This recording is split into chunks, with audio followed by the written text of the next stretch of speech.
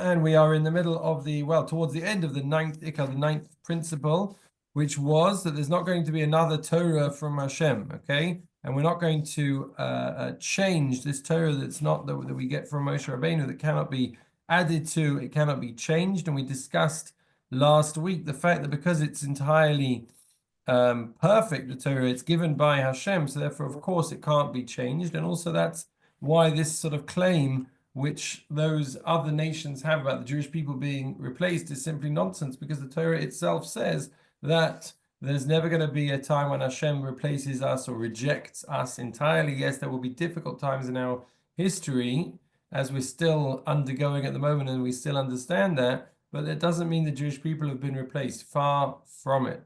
By the way, if you look at what's happening now in Israel with the war with Iran and the stories and the emunah, just the fact to sort of wake up to the news, and I'm sure like me, you check the news the first thing in the morning and to see, is everyone okay and what's happened, and then to see this hospital that's been hit and your heart is like, and what happened, and then you see these doctors saying, of course there were injuries, but the fact that they had emptied this building sort of 2 days earlier was just, incredible, a real sort of smile from Shemayim.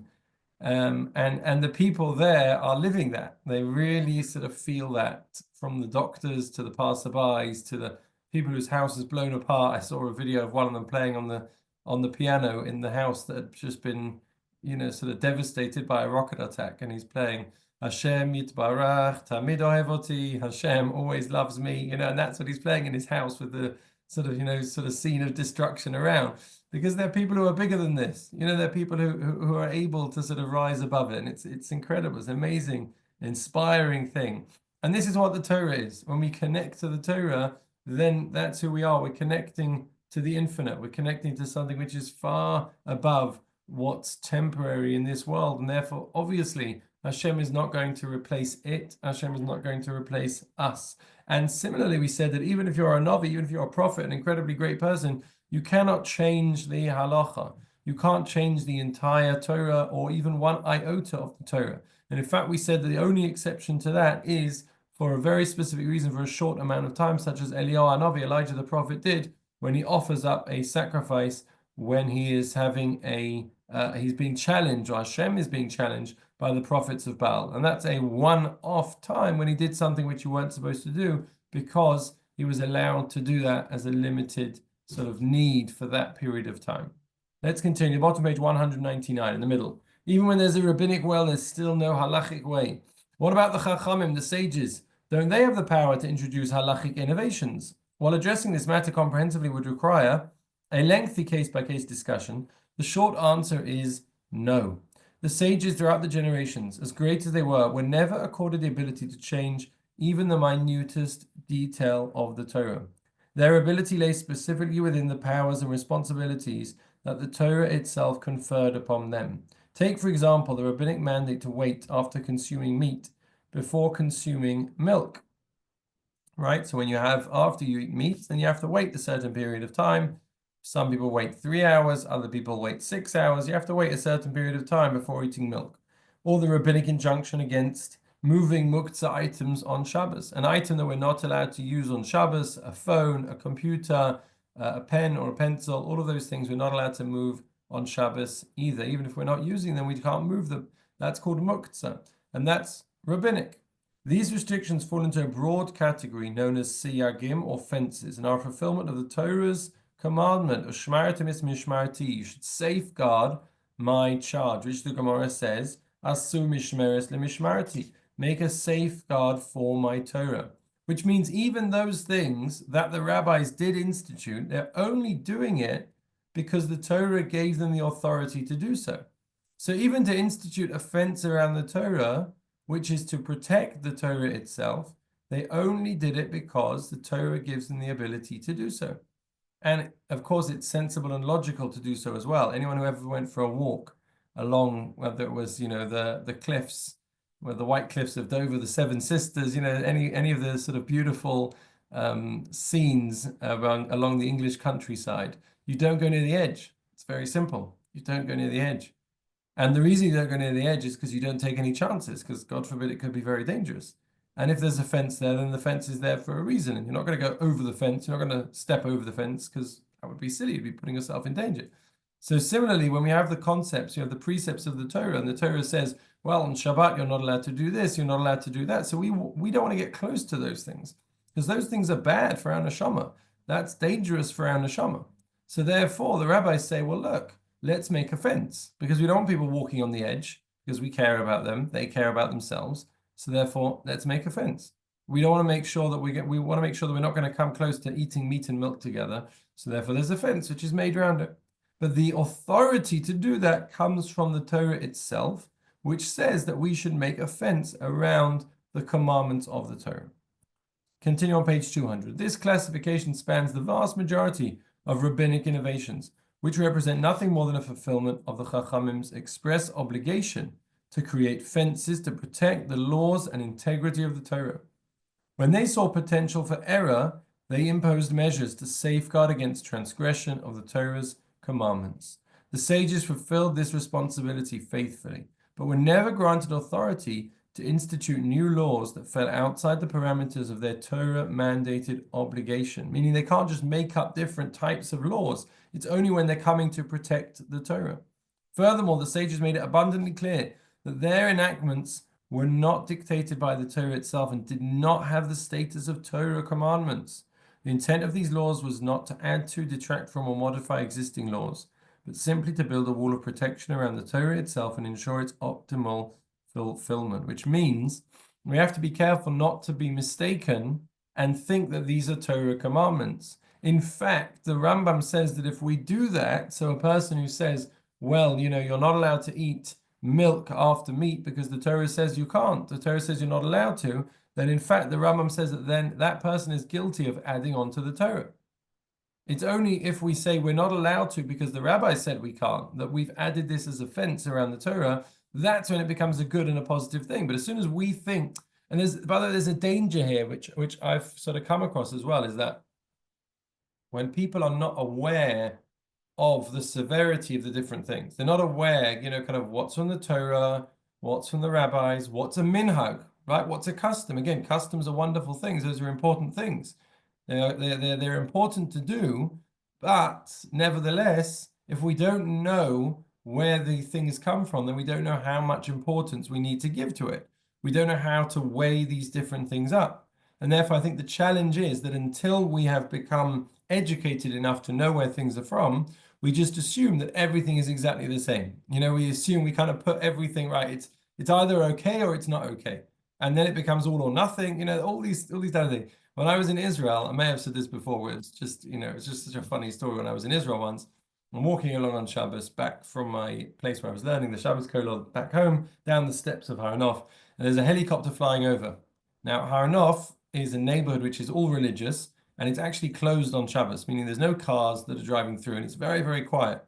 And El Al aren't flying, the airport's not open on Shabbos, and there are no planes flying over either. So a helicopter flying over on Shabbos was quite rare, fairly unusual. And I'm walking back home, and this little girl looks up at the helicopter, like little teeny girl playing on the stairs with her friend. She looks up the helicopter and she goes, Mukta, which is the cutest little thing because she probably just learned about that in school, and you couldn't move things on Shabbos because they're Mukta. So as far as she was concerned, the helicopter was Mukta, right? And that was the problem with the helicopter being driven on Shabbos. And the problem is that there are sometimes adults who also can't differentiate. And they think, for example, that mukta, anything forbidden on Shabbos is mukta. But of course it's not. And that's why it's important that we are educated enough and that we take the time to find out where these different things come from. When we do, then we can understand this is a Torah law. This is a fence around the Torah law. This is a minhag, which is a custom, a beautiful custom, which enhances both of those things. And that's an important thing to know. And therefore, the Rabbanon, the rabbis, don't add on Torah laws. There's no such thing. They can't do that. All they can do is add a fence around the Torah law. He continues, an additional realm of rabbinic innovations, though smaller in scope, is that of introducing new mitzvahs, such as saying Hallel or Natilas Yadayim, washing our hands prior to eating bread. The sages could not randomly institute any new mitzvah, no matter how meaningful or beautiful they may have deemed it. They could introduce a new mitzvah only when following the Torah's directives for this process. Indeed, each of the handful of mitzvahs they innovated involved long, painstaking effort and research to ascertain that the mitzvah was warranted by the Torah's blueprint. The Talmud Yerushalmi tells us a gathering of 85 sages with 30 prophets struggled over the decision to heed the call of Mordechai and Esther and institute a festival of Purim, acquiescing only when they concluded that there was adequate Torah grounds for this innovation, which is why there are so few. The actual number of rabbinic mitzvahs is 7. That's all there are. There are 7. So Netilat Yadayim, washing hands, is one of them. Hallel is another one. Megillah is another one. Chanukah is another one.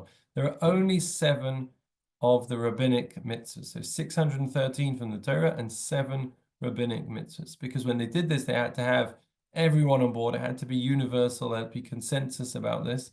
And they had to do it together with prophets as well, as we've seen, and everyone had to get together and decide to institute this. Lastly, he continues, the area in which the sages were most visibly active was the clarification of halacha. They debated and fine-tuned the application of the Torah's laws as handed down from Sinai to various scenarios. This process is not one of innovation, but rather analysis and winnowing of the existing information to determine the parameters of its applicability. They needed to decide, when is it applicable, when is it not? This power of the sages is dictated by the Torah. When it says, you should do according to everything they will teach you. The Torah invests the decisions of the sages with full legal authority and mandates on a Torah level that we accept and follow these rulings. In short, no one at all, not a Navi, a prophet, a leader, or the greatest sage of the generation, has the power to make even the slightest change to the Torah. The Torah is complete, perfect, and eternally unchanging. Adding new laws or restrictions is permitted only if and when the Torah itself calls for these actions. And that's why we, as Orthodox Jews, firmly disagree with those people that say that nowadays this and this doesn't apply from the Torah. The idea of there being some sort of democratic body that could say something no longer applies because we feel that it's more important to do X rather than Y, or because we feel it's outdated, or the world has changed sufficiently that it no longer should be necessary. All of those things are not something that we are able to do. We don't have the power to do that. It's not even a question of what we think and whether we all agree on it. It's far more than that. It's far more than that. And I'll sometimes have people in shul, very well-meaning people, and they'll ask me, well, couldn't we, like for our bar mitzvah, our bat mitzvah, couldn't we do it without a mechitza? I'd like to see. I want to see exactly what's going on. Couldn't we do it without a mechitza? I'll be asked. I'd like to sit next to my husband. There are various different things which would be lovely. It'd be nice to have music. Yeah, we could enhance it greatly by having some, guy on a guitar on a Shabbat morning.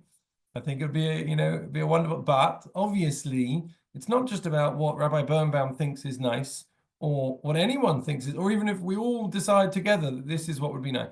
We are just the guardians of the Jewish tradition, which comes all the way down authentically from Har Sinai. And therefore, we don't have the mandate to decide to change any of that. Anything that goes outside of that realm of halacha, anything which goes outside of what the Torah told us, we don't have the mandate to do it. And I'll tell you more than that. When one actually, the more that one experiences it, the more that one understands of the system, then the more one realizes, not only is it that we don't have the mandate to do it, but really we'd be crazy to do it. Because how often in life is it that something which seems to be hard at the beginning, but when we actually end up doing it, then we go, so God did know what he was doing all along. He really did it. He knew what human beings are like, which should be obvious because he created us, but he knows human nature better than we know human nature. With all of the technological advances that we have as a society and philosophy that we've developed, at the end of the day, if we say to ourselves, okay, but this is Hashem's way of doing it, we will, at the end of the day, we'll turn around and we will appreciate that as well, which, by the way, is the concept of Na'aseh v'nishma, which is when we accept the Torah and we say we will do, and then we will listen. What does it mean we will listen? We've already done it. It means we will understand. Because once we do it, once we take it upon ourselves, then we have a much deeper understanding of it. Let's continue. How does this affect my daily life? The Torah applies at all times in all situations. Applying this means constantly asking ourselves, no matter where we may find ourselves, what the Torah expects of us in that particular situation. A practical scenario where this concept plays a role is in the questions that tend to arise when we're out of our usual routine. or milu. Milu, is that right? I don't know if that's the right pronunciation. Imagine that a person is on vacation or perhaps attending an out-of-town business convention. He's out of his zone and questions keep popping up. Is what I'm about to do halachically correct? Is this tantalizing food or appealing vacation spot in line with Torah values? Will this gathering contravene my moral standards? Often the answers are complex, with many aspects to consider. Arguments pro and con can be made, and the bottom line might be nebulous. Know this.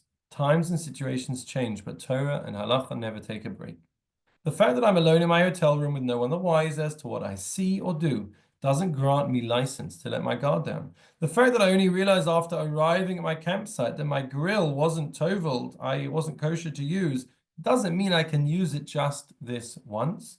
The fact that it's way past midnight and I'm exhausted doesn't excuse me from saying Shema properly. So on and on, we could give many, many examples. The way I like to think about it, I spoke about this in school last week, is the question is, what's our relationship with Hashem? If my relationship with Hashem is how much can I take when it's convenient, so therefore when it's no longer convenient, then I drop it. So when I'm away, for example, when I'm taking a break, then it's no longer convenient for me. And if it's no longer convenient for me, then I won't do it. I won't keep it. I won't keep my usual standards. But if the relationship is not just how much can I take from God, but it's a two-way relationship. It's about me actually saying, I'm committed. This is part of my identity and this is part of who I am. And I understand that that takes time and that takes effort to get there. But in the same way that our relationships with people take time and take effort, and we'll have people that are acquaintances, right? Let's be honest, all of us, let's say in a workplace environment, for example, you'll have people that are acquaintances, which means they're not close, deep friendships, but rather they're people that we need because we work together with them or they need us. And therefore, you have some sort of minimal relationship, but a real friend is much more than that. With a real friend, there's commitment. The real friend could be on the other side of the world. They could live on the other side of the world for decades, and you would still be there if they needed you really by their side. And you still care about what's going on in their lives, and you keep up with them because there's commitment. And even if the friendship is inconvenient, it doesn't make a difference because the friendship is there. It's part of my identity. It's part of who I am. It's the same thing with our relationship with Hashem. Unfortunately, if we just drop it when it's not convenient, that means it's just an acquaintance. That means we're in it for ourselves. How much can I take from God? And when it's no longer useful, then I won't keep to it. Then I'll drop that relationship. Whereas if it's part of who I am, it's part of my identity. This is a real friendship. This is something that I'm committed to. Then of course, regardless of where I am in the world, regardless of whether right now it's convenient or not, regardless of whether I feel like I need a break or not, this is part of me. This is part of who I am. And therefore, I'm not going to let things slip. He continues on page 202. Yes, different rules apply to different situations. There's a time for standard routine and a time for vacation, time to enjoy the pleasures of this world and a time to refrain from those. What's correct in one situation isn't necessarily correct in another. What I'm supposed to do is not necessarily what I should do tomorrow.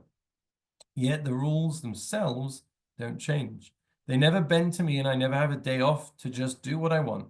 Wherever I find myself and whatever I want to do, my question must always be what the Torah expects of me in this specific situation. So how to apply the rules will definitely differ depending upon the day and the time and the situation.